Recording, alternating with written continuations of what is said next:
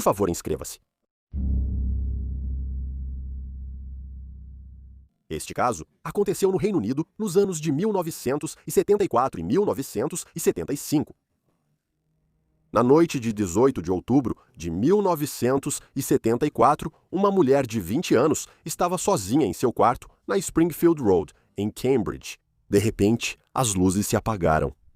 Antes que ela pudesse entender o que tinha acontecido, a porta foi arrombada e um homem entrou, como se fosse algo saído diretamente de um filme de terror.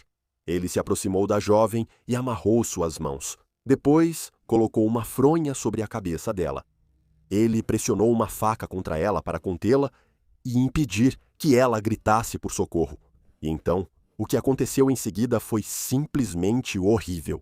Esse homem abusou sexualmente da mulher. Quando terminou, pegou o dinheiro dela e algumas de suas joias e então fugiu do local.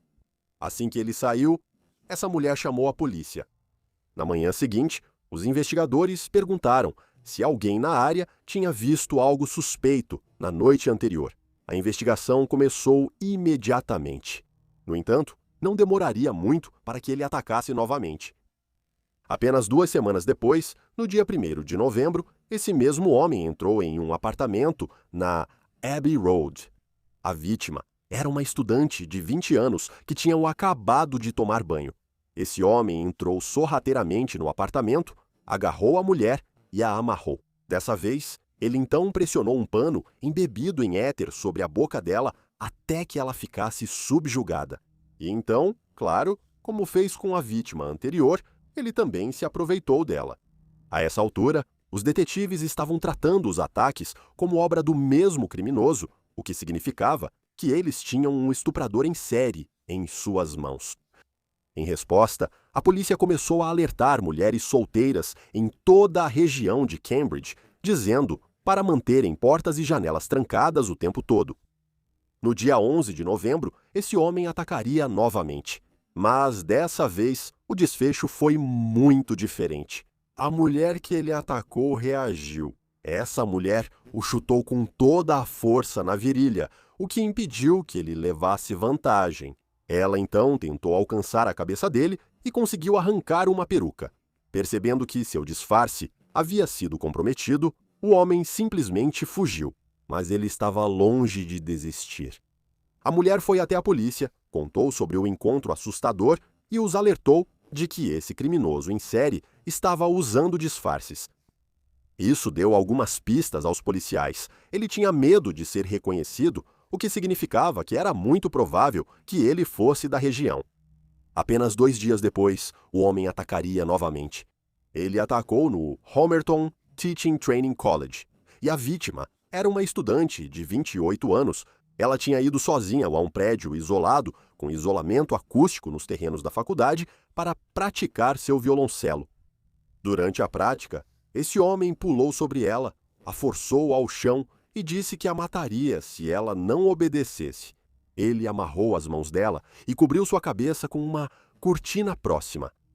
Em seguida, ele a levou para o escuro, atravessando o terreno até um galpão. Lá dentro, ele completou seu plano horrível. Um cômodo à prova de som em uma área tranquila do campus, tarde o bastante para estar deserto, não era um lugar onde alguém aparecesse por acaso. Ficou claro para a polícia que ele vinha observando esse local há algum tempo. Em meados de novembro, a força policial de Cambridge sabia que estava lidando com um agressor em série extremamente perigoso. Ele se deslocava pela cidade, usava disfarces, carregava várias ferramentas e produtos químicos. Ele não era um amador. Ele estava bem preparado e não tinha consciência. Com tantas vítimas em tão pouco tempo, uma força-tarefa foi montada sob o comando do inspetor detetive Jack Cole e do superintendente detetive Bernard Hodgson.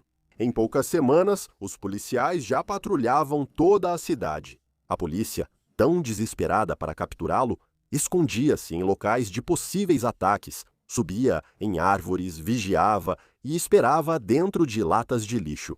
Eles também divulgaram um cartaz de procurado com ilustração baseada nos relatos das vítimas. As faculdades de Cambridge também levavam isso a sério. Eles criaram um esquema de escolta com estudantes homens para acompanhar mulheres que moravam ou viajavam sozinhas.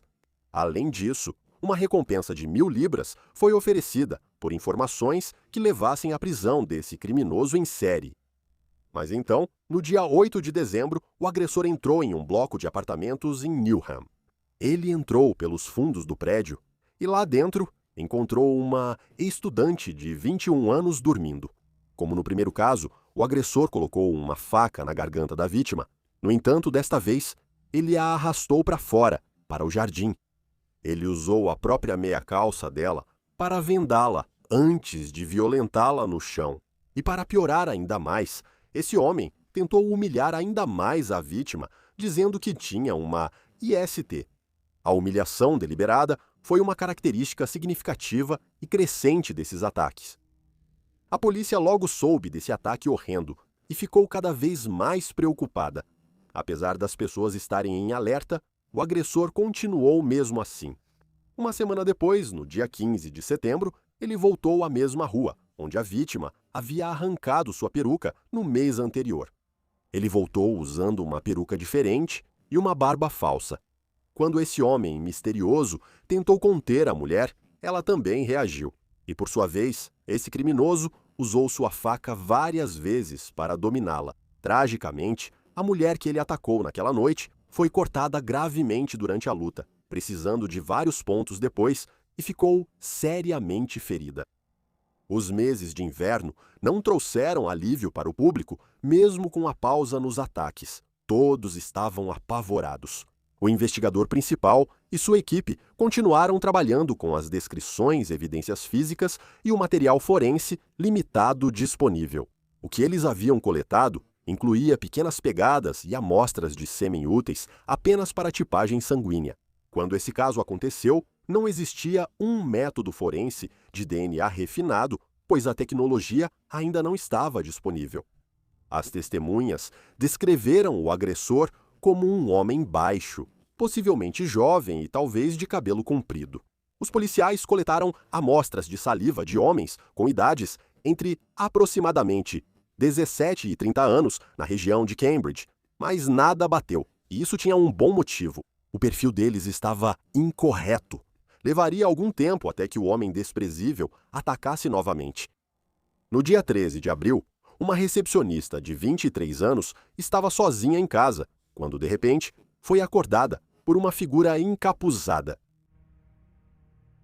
O homem misterioso estava vestido de couro preto. Assim que entrou no quarto, disse diretamente a ela quem ele era.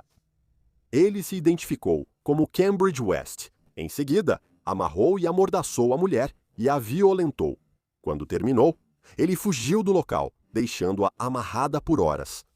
A mulher conseguiu, depois de um tempo, chegar até a janela, abriu a trava com os dentes e pediu socorro. Logo, a ajuda chegou. Ela contou à polícia que o agressor havia se dado um novo nome. Era óbvio que ele estava adorando a notoriedade. Para a investigação, essa mudança de comportamento era marcante.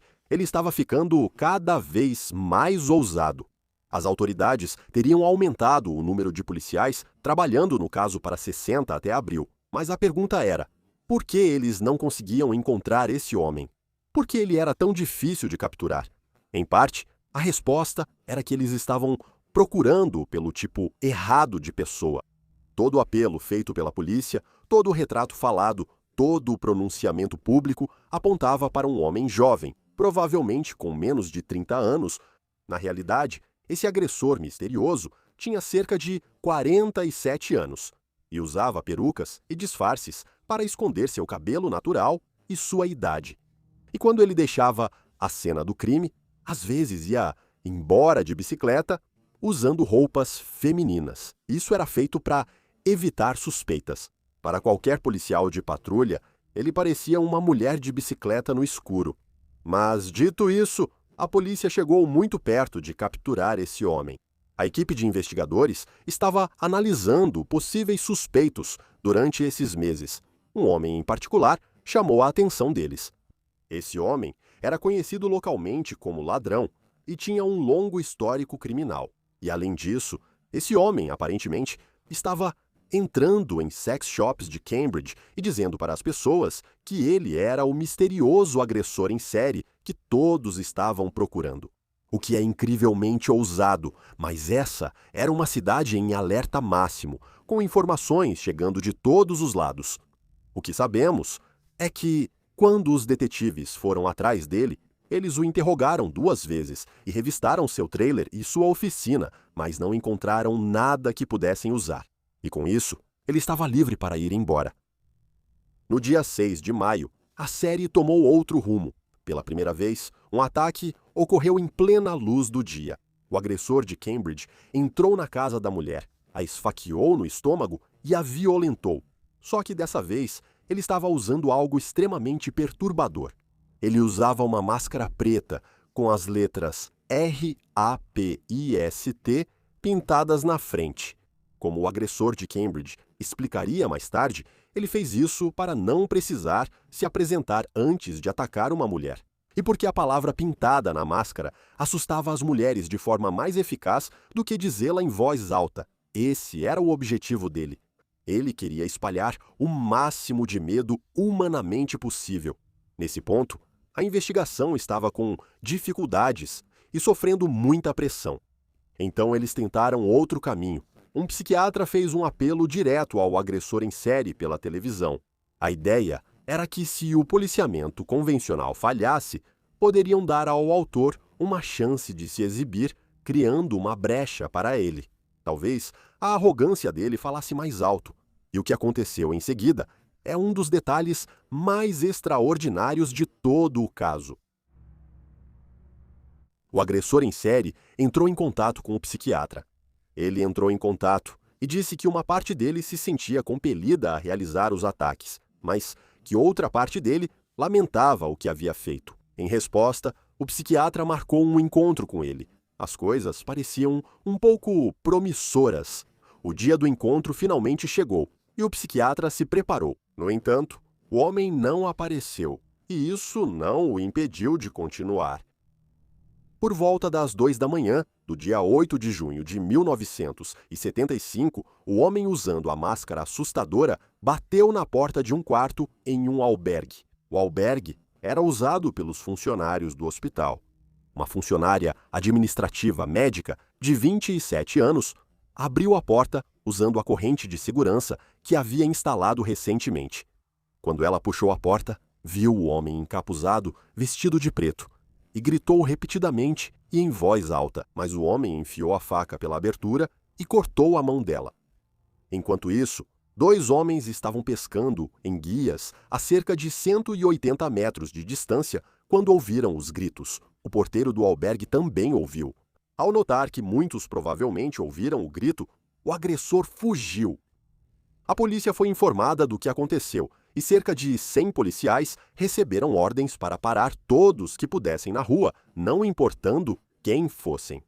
E a cerca de 1 quilômetro dali, um detetive avistou um ciclista de casaco vermelho. O ciclista parecia estar usando roupas femininas. Quando o policial tentou parar o ciclista tentou desviar dele. Então, o policial simplesmente derrubou a pessoa no chão. Para sua surpresa, uma peruca caiu e por baixo dela havia um homem. O policial então olhou dentro da bolsa desse homem e lá dentro havia uma máscara de couro feita à mão com as letras Rapist pintadas na frente.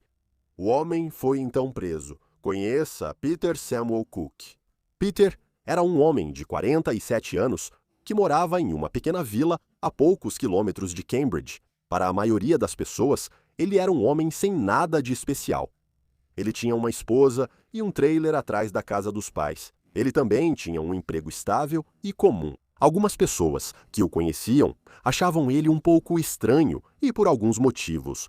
Ele costumava emprestar conteúdo adulto para pessoas da vila e às vezes falava de um jeito que deixava as pessoas bem desconfortáveis, como quando dizia aleatoriamente que era um criminoso sexual.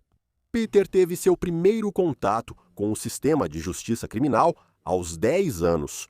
As circunstâncias exatas não são totalmente claras, mas ele acabou sendo enviado ao lar para meninos problemáticos, antes chamado de Sistema de Escolas Aprovadas. para a maioria das crianças, isso era uma intervenção séria. Ele passou disso para um instituto de jovens infratores e depois para uma prisão para adultos. Durante esse percurso, ele foi internado em uma instituição psiquiátrica e depois enviado para Broadmoor. Broadmoor é um hospital psiquiátrico de alta segurança, um dos poucos na Inglaterra. Broadmoor recebe pessoas consideradas perigosas demais ou perturbadas demais, tanto para uma prisão comum quanto para o tratamento psiquiátrico padrão. Peter passou 17 meses lá antes de ser liberado em 1968. Ele tinha cerca de 40 anos nessa época, e tudo o que o sistema tentou fazer com ele ao longo dessas 3 décadas claramente não funcionou.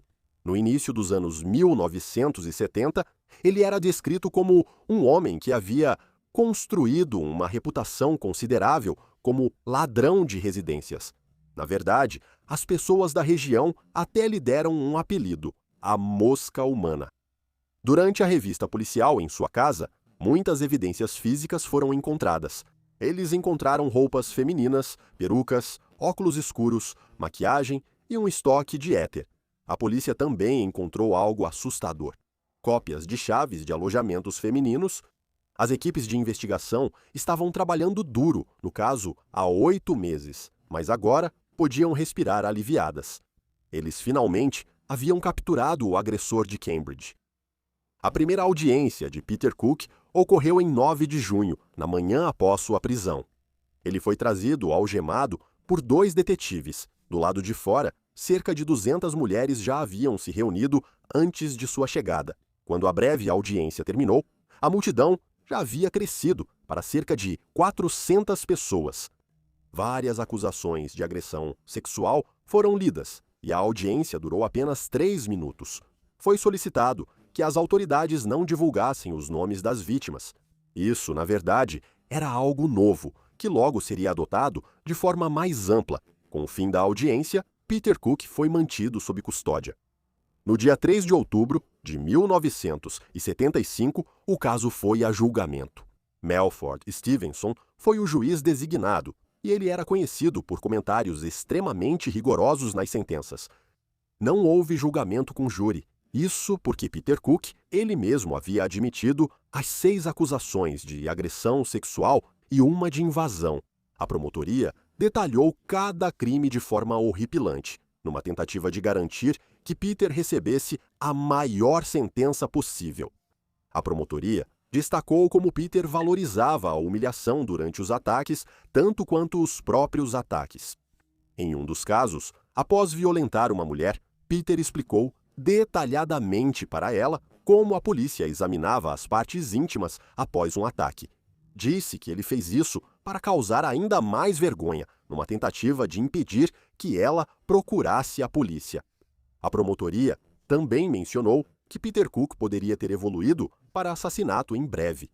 Quanto à defesa, eles tentaram argumentar que Peter era viciado em filmes adultos.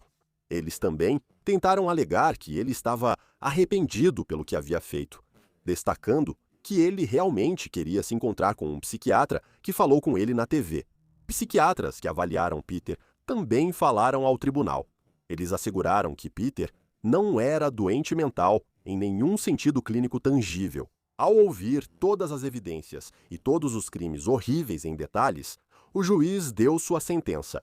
O juiz sentenciou Peter à prisão perpétua e então se dirigiu diretamente a Peter. Ele disse que Peter não demonstrou compaixão por suas vítimas e aterrorizou toda uma comunidade. O juiz afirmou que prisão perpétua deveria ser realmente perpétua e que Peter jamais seria libertado. Não há menção sobre o comportamento de Peter Cook no tribunal após a leitura da sentença. Na verdade, ele foi então transportado de e para os tribunais com um cobertor sobre a cabeça. Isso não mostrava como ele reagiu ao julgamento. Ao sair pela última vez, multidões de mulheres gritavam e batiam na van da polícia enquanto ele partia. Peter Cook nunca saiu da prisão.